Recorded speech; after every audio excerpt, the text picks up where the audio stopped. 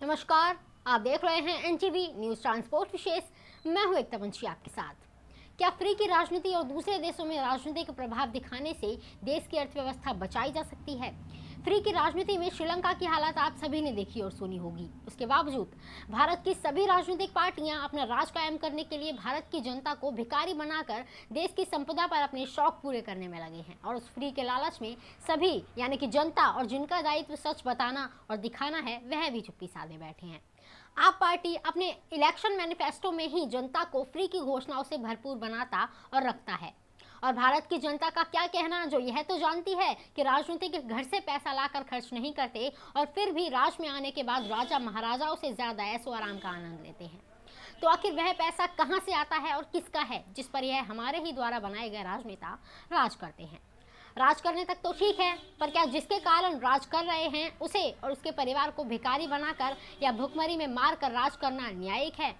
आज भारत सरकार में विराजमान राजनीतिक दल दुनिया में अपने आप को ताकतवर बनाने और दिखाने में लगे हैं। और सभी राज्य में राज करने वाले राजनीतिक दल फ्री की घोषणा कर लोगों को भिखारी बनाकर अपना राज कायम करने और भारत देश में नागरिकों को कर्जे में डुबाकर ऐश करने में व्यस्त हैं। क्या इस प्रकार की राजनीति से भारत देश की अर्थव्यवस्था कभी बढ़ सकती है? एक बड़ा सवाल है। विज्ञापनों में दिखाई गई खुशियों और अच्छे कामों से ना तो हमारे देश की अर्थव्यवस्था बढ़ सकती है और ना ही जनता के घर। सिर्फ अमीर और अमीर के साथ गरीब और गरीब होते चले जाएंगे। और आज सत्ता में विराजमान राजनीतिक दल चाहते भी यही हैं।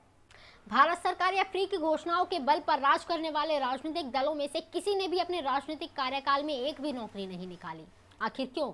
हाँ, भारत सरकार द्वारा मनरेगा योजना के तहत जरूर मजदूरों को रोजगार देने का रास्ता बनाया, पर क्या भारत में सिर्फ मजदूर ही हैं? क्या भारत में उच्च शिक्षा प्राप्त, उच्च तकनीकी जानकारी प्राप्त व्यक्ति नहीं हैं? क्या उनके लिए उनके योग्यता अनुसार नौकरी या रोजगार उपलब्ध करवाना राजनीतिक दलों का कर्तव्य नहीं?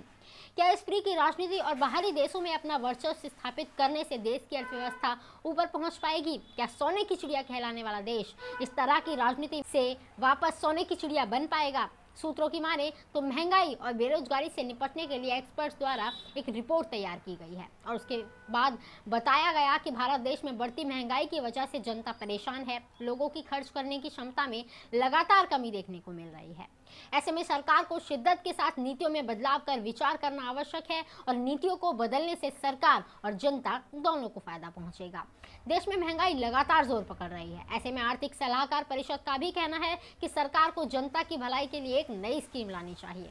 आइए हम जानते हैं कि वह कौन सी सलाह है जो इस मुश्किल दौर में भारत की इकोनॉमी को और मजबूत करेगी।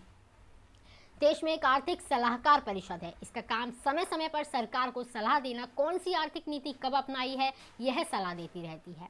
ऐसा माना जा रहा है कि वर्तमान दौर में अमीर और अमीर हो रहे हैं और गरीब और मध्यम वर्ग की मुश्किलें लगातार बढ़ती जा रही हैं। आर्थिक सलाहकार परिषद की सलाह पर गांवों में बेरोजगारी के मुद्दे से निपटने के लिए सरकार ने मनरेगा शुरू किया था। इसका रिस्पॉन्स काफी पॉजिटिव रहा। आर्थिक सलाहकार परिषद ने भारत सरकार को सलाह दी है कि कुछ इसी तर्ज पर सरकार को अब शहरी इलाके में एम्प्लॉयमेंट गारंटी स्कीम लागू करनी चाहिए। सरकार को इसके लिए सलाह दी गई है कि एक फंड आवंटित करे ताकि शहरी लोगों को रोजगार की मिनिमम गारंटी मिल सके। ध्यान देने योग्य बात यह है कि इस आर्थिक सलाहकार समिति के चेयरमैन विवेक देवरॉय हैं, जो प्रधानमंत्री के आर्थिक सलाहकार भी हैं। उन्होंने वर्तमान आर्थिक स्थितियों और आंकड़ों के गहन अध्ययन के बाद यह सलाह दी है। देवरॉय का मानना है कि देश में आर्थिक हालत अभी ठीक नहीं है। अगर इस बेरोजगारी की समस्या पर ध्यान नहीं दिया गया तो देश की आर्थिक स्थिति और भी ज़्यादा खराब हो सकती है। इस वीडियो में इतना ही। ज़्यादा जानकारी के लिए देखते रहिए एनटीवी न्यूज़ ट्रांसपोर्ट विशेष।